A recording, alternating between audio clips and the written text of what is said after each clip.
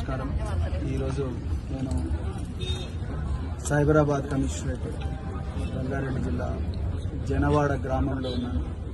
ఈ జనవాడ గ్రామంలో నిన్న సాయంత్రం 6 గంటల నుంచి 7 గంటల మధ్యలో 300 మంది ఆర్ఎస్ఎస్, బీజేపీ, అదేవిధంగా మిగతా పార్టీలకు చెందిన బృందాలు వీళ్ళందరూ కలిసి ఈ చర్చ్ దగ్గర ఒక రోడ్ వేసే దగ్గర చిన్న స్పెషల్ ఆఫీసర్ దగ్గర కూర్చొని చేస్తే సమసిపోయే వివాదానికి వీళ్ళందరూ కూడా చట్టాన్ని చేతిలోకి తీసుకొని 300 మంది రాడ్లతోని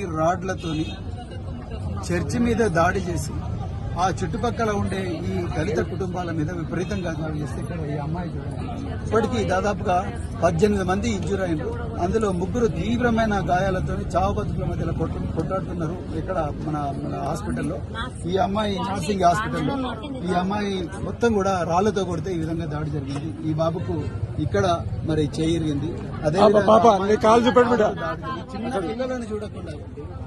చిన్న పిల్లలని కూడా చూడకుండా మరి దివ్యాంగులని చూడకుండా ఒక వ్యక్తి ఆయన పోలియో బాధితుడు ఆయనను చూడకుండా ఆయన తల మీద గట్టిగా రాడ్లతో కడితే 18 కుట్లు పడ్డాయి. ఇందులో విచిత్రమైన విషయం ఏంటంటే దాడి నిన్న సాయంత్రం 6 గంటల నుంచి 7 గంటల మధ్యలో జరుగుతుంది. ఒక 15-20 నిమిషాల తర్వాత 2 పోలీసు వాళ్ళు వస్తారు. దాని తర్వాత 2 పోలీసు వాళ్ళు వస్తారు. వాళ్ళ కళ్ళ ముందరనే వీళ్ళు దుర్మార్గంగా దాడి చేస్తే పోలీసు వాళ్ళు కూడా పారిపోయి కొత్త కడుతున్న చర్చలు దాక్కుంటారు. పోలీసు వాళ్ళ సమక్షంలో దాడి జరుగుతుంది. మరి ఎక్కడ పోయిన ప్రత్యేక బలగాలు, ఎక్కడ పోయిన స్పెషల్ బ్రాంచ్ బలగాలు, ఎక్కడ పోయిన వీళ్ళు మీ టాస్క్ ఫోర్సులు.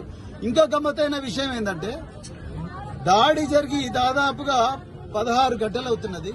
ఈ 16 గంటల్లో ఒక్క నిందితుడు కూడా దొరకలేదండి పోలీసు వాళ్ళకు.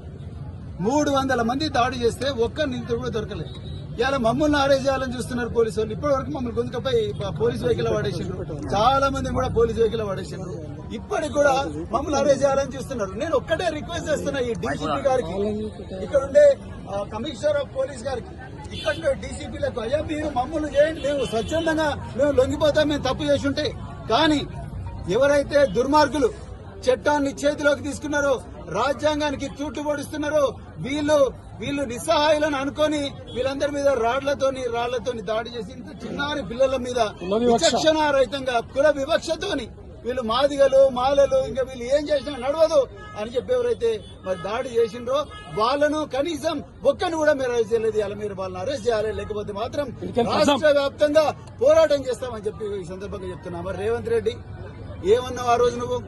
6 గ్యారంటీలు నేను కళ్ళల్లో పెట్టి చేసుకుంటా, నేను పొట్టలో పెట్టి చూసుకుంటా అని చెప్పి తెలంగాణ అని చెప్తే వీళ్ళందరూ నమ్మి గద్దెనెక్కించారు. మరి ఇక్కడ పోయిన గ్యారంటీ మా ప్రాణాలకు గ్యారంటీ లేదు, ఇక్కడ రాజ్యాంగానికి గ్యారంటీ లేదు, మా పిల్లల ప్రాణాలకు గ్యారంటీ లేదు. హాస్టళ్లలో చచ్చిపోతున్నారు ఊరేసుకొని మీ నిర్వాహకం వల్ల.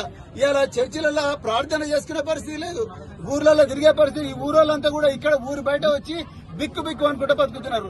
ఇంతమంది పోలీసు వాళ్ళు ఉన్నారు, వీళ్ళ వల్ల కూడా వాళ్ళకి కాన్ఫిడెన్స్ వస్తలేదు. ఇది హైదరాబాద్ మహానగరానికి కూతవేటు దూరంలో ఉండే గ్రామం. ఇక్కడనే ఈ పరిస్థితి ఉంటే ఇక ఎట్లుంటది పరిస్థితి మిగతా చోట ఆలోచించండి. ఆర్ఎస్ఎస్, బీజేపీ, నరేంద్ర మోడీ అంటున్నాడు రాముడు అందరి దేవుడు అని చెప్పి ఆయన